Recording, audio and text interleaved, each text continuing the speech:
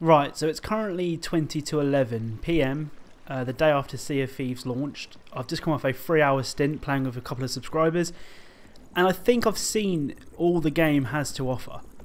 Now let me explain quickly. This isn't going to be a completely negative rant about Sea of Thieves. I think that the game has massive potential. But that's the thing, at the moment it's unrealised potential. The game looks absolutely fantastic. Rare have nailed the artwork on this game. The water, the animations, just the sort of semi-cel shaded look, the very cartoony Pixar look they've gone for.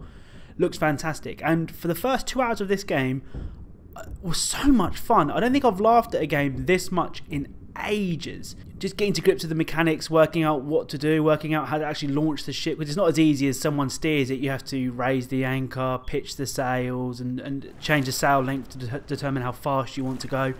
Things like that, that's really cool. And I didn't pay a penny for this game, sort of. I was a member of Game Pass before Sea of Thieves launched, and if you didn't know, Microsoft have got this new initiative where any published game by Microsoft will appear on their Game Pass service at launch. So if you want to try the game for yourself, you can go and pick up a code, like a 7-day trial code for like £2 from CD Keys. I think they're going for that sort of price at the moment. And you get to try this game up for yourself for £2, which is cheaper than it used to be renting at Blockbuster. But that's the positives I have for this game. It's very boring. As I said, I've played probably about 6 hours in total, 3 hours tonight.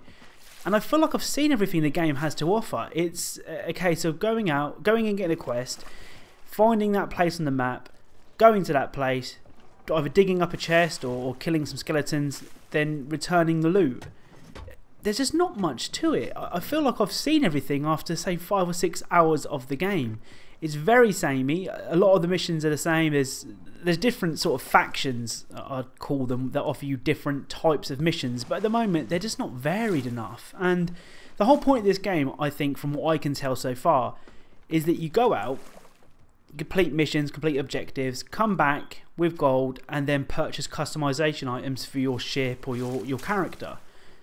But the customization items are extremely expensive to buy. I'd have to complete so many missions. I can't even work out how many offhand, but there's so many missions to complete to unlock something as simple as a hat. I don't mind grinding in a game as long as you make the grinding fun. I've played so much Overwatch to unlock loot boxes because I want to unlock more skins. And some games, they can be a grind. If you're not in the mood to play it, there's an event on, you'll play Overwatch to unlock more skins. And that's a good kind of grind. This grind isn't good. You're playing the same mission type over and over and over again. Now, this isn't a chance for me to bash on Microsoft. I own all the consoles, the Switch, the PS4 and the Xbox One X. So it's not like I have allegiance anywhere. I'm bashing on this game because it's the cool thing to do. It's just that I wanted more from this game. And as I said, I feel like it's a common trend in the industry at the moment where games are released with potential. I mean, we look at games like Ubisoft, in my opinion, are terrible for it. You had The Division, which, compare it at launch to now, is a completely different game. You had Siege, which at launch was a completely different game to what it is now. Siege was very lucky. It had a loyal fan base that kept it alive during the bad times so that we could all jump on the bandwagon once it got good. But with Sea of Thieves, I don't know if it's going to have that fan base because at the moment there's just not enough there to keep you coming back. And a lot of people would complain if this game was pay to win and you could get customization items and items that could potentially increase the power of your boat, your weapons, your character. But I think that would actually provide something different because at the moment everyone's the same power level. I could spend 150 hours in the game. The only difference is I've got a better hat than you have. So you can't customise your ship in any sort of meaningful way. I've also been playing Assassin's Creed Rogue, the HD remaster, over the last couple of days. And if I told I had to choose a pirate game between Assassin's Creed Rogue and Sea of Thieves, I'm choosing Rogue all day. But as I said, I don't want to end this on a negative. I firmly believe this game has potential. And if you've got Game Pass, then 100% go and try it out. Is the game worth £50? No. Will the game be worth £50?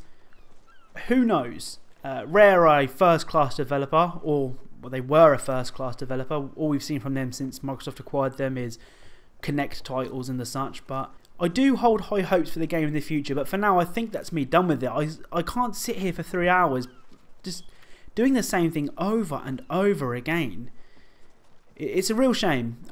It is a real shame. I had high hopes for Sea of Thieves. I had high hopes for Rare's return to inverted commas real game development, but it doesn't quite seem to have worked out yet. But anyway, I'd love to know what you all think. Do you think Sea of Thieves is lacking content? I'd love to hear what you think in the comments down below. Thank you all for watching, and I'll speak to you all soon.